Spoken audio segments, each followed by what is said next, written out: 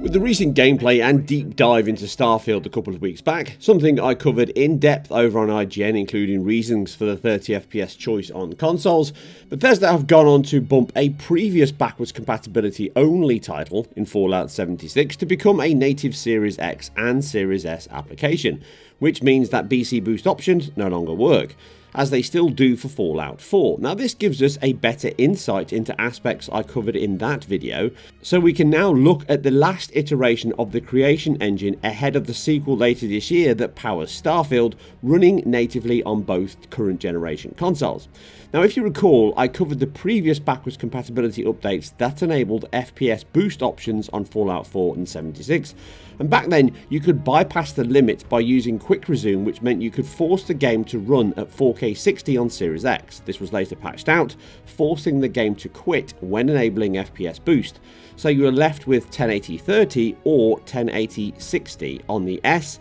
and 4K 30 or 1080 60 on the X for both games.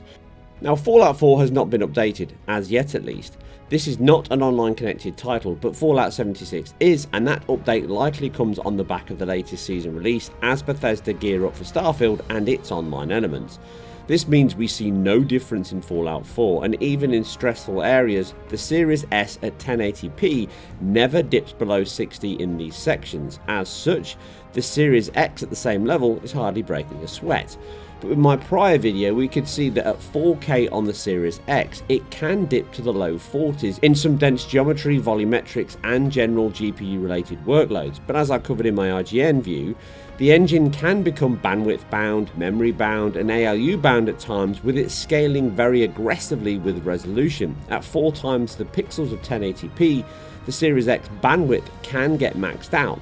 But this is not optimized for the Series X hardware, and the info shared then and now is academic, as the only current option you have is a locked 1080p 60, but I do expect a patch for Series X, Series S and PlayStation 5 to drop shortly, which will likely reflect the same results as covered then.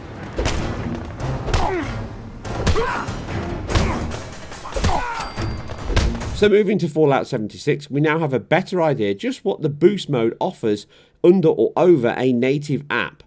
And by taking that opening vault run down the stairs at the same 4K 60 as the previous backwards compatibility mode is, this new update is still 4K at the same settings. We have a game that runs identical, or at least within margin of error, meaning mid-40s over this section, which align closely to the previous release. Now this is almost certainly a simple porting recompilation of the source into a new GDK binary for the Series X and S and PlayStation 5, and likely a little more than that, which means the only benefits here would be any specific API areas that DX11 to DX12 offers. This means if Fallout 4 should get a similar update soon, it will likely be the same as my backwards compatibility tests a couple of years ago.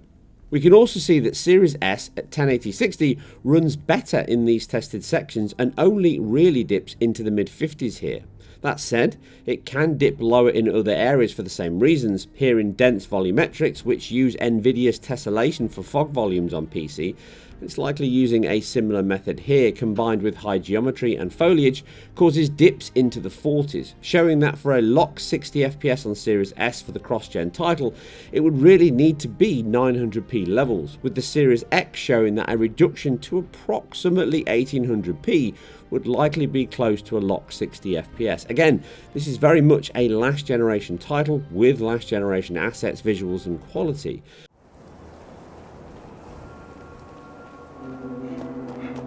This place has a lot of potential. Finally, a nice day.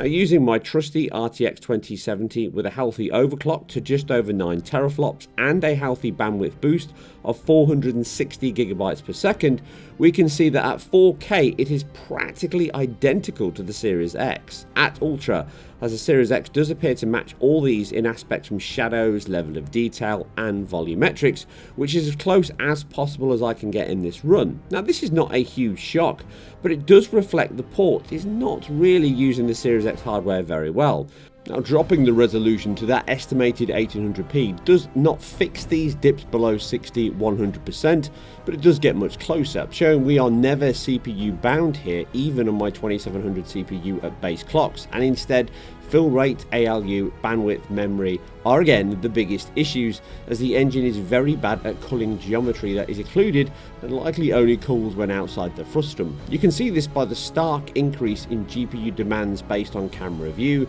and even at 1800p it can still dip on pure GPU bound load, as you see here, into the low 50s. Dropping to 1620p would likely provide sufficient headroom to remain locked at 60 FPS when the GPU is the limiting factor. However, you can see the PC represents clear streaming and memory management stutter, and these never exceed 50 milliseconds here, but can often just flatline at 33 for a second or so as objects are streamed in, and memalloc, decompression, etc. all have an effect on performance. And this is likely where the console's memory, decompression block and API in DX12 will benefit, but unless the team have made vast optimization improvements in the new engine build, which based on prior games seems unlikely, the huge increase in demands the new game will place on it means all these problems and times become even bigger. Even if you are rendering at sub 4K levels, the footprint, bandwidth and overall cycle times will be significantly more demanding,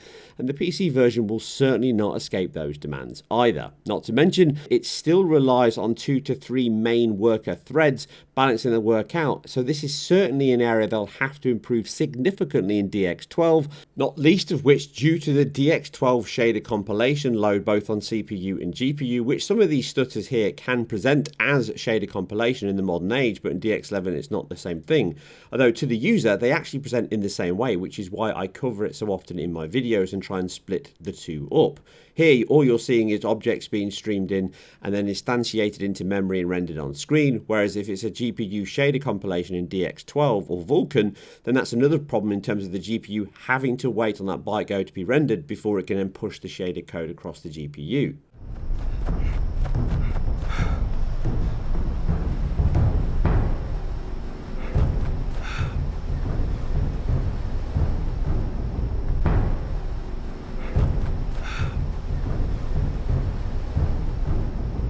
Now, what does this reinforce for Starfield then? Well, if we assume that the creation engine is likely going to double the demands on GPU and CPU over this version in its newest iteration of the creation engine 2, as all materials are significantly higher quality, as I've already covered in that IGN video, world density is higher, CPU demands, physics, procedural creation, AI, animation, and more have all been significantly increased. This all adds up to higher demand on every system, even over a 4K Ultra version of Fallout 76 here. As such, I assume that Starfield will target at best an FSR2 reconstruction-like solution to 4K that dynamically shifts from 1080p to 1620p levels, and that is based on some counts from that Starfield gameplay and assumptions on the areas within. As I already covered in the IGN video, it can struggle with performance to 20 FPS levels at points, pointing to memory bandwidth and or memory allocation issues, and this is at 30 FPS only and not 60. Crunching the numbers here, if Fallout 76 needs to be between 1620 and 1800p to remain close to a locked 60 FPS, then just assuming double the GPU related demands, that would mean a base of approximately 720 to 900p to achieve 60 FPS on the Series X, optimization and work notwithstanding. And it would all but be impossible to achieve that level on the Series S, as its bandwidth and GPU power are significantly lower, and even 480p would likely not be enough. As such, I assume that the choice to cap at 30 FPS is connected to the technical and artistic elements I covered in my IGN video, and obviously more I've just covered here, but also a marketing element, as having the biggest Xbox exclusive game of the past 3 years, and possibly the entire generation, would be caught up in that 720p to hit 60 FPS headlines, and almost certainly that would not be locked based on prior Bethesda releases, and also the fact that Series S would likely only be 30 FPS, have a lower base resolution and effects on top of that. More specifically, the team want a rich, dense and high fidelity experience, which is a far easier sell in advertising than 60 FPS but sub 1080p. And being sub 1080p would have an image quality effect that would not meet the team's aims.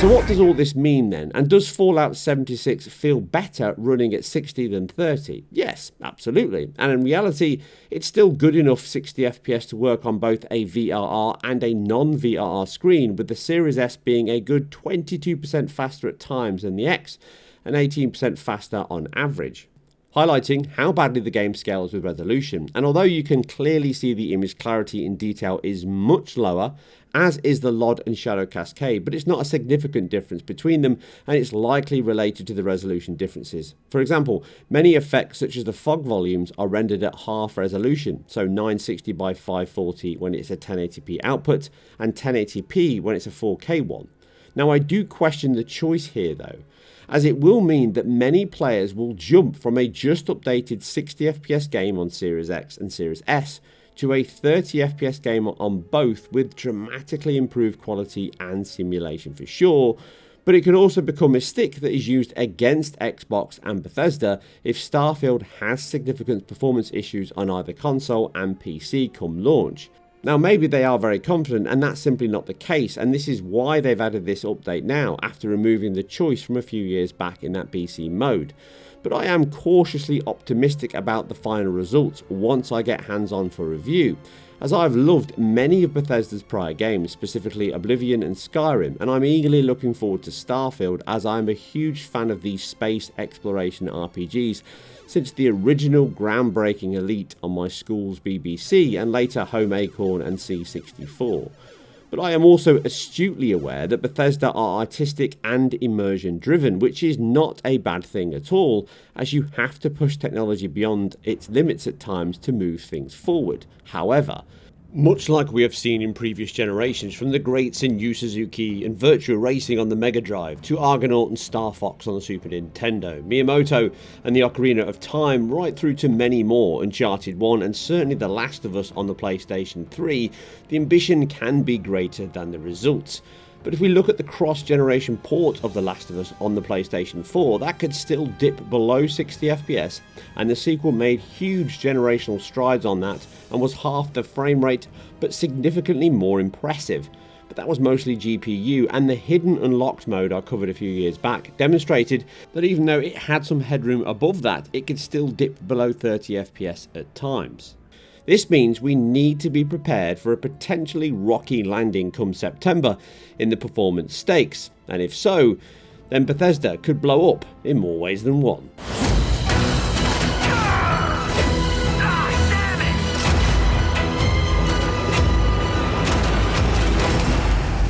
Anyway, that's another quick and fast look at frame rates, performance, and hopefully gives you an idea of what to expect looking forward to Starfield in the coming months ahead. Remember, I am completely self-funded and independent. Leave a comment down below because that really helps. Like, subscribe, share, and all that good stuff. And I'll see you very soon here or over on IGN.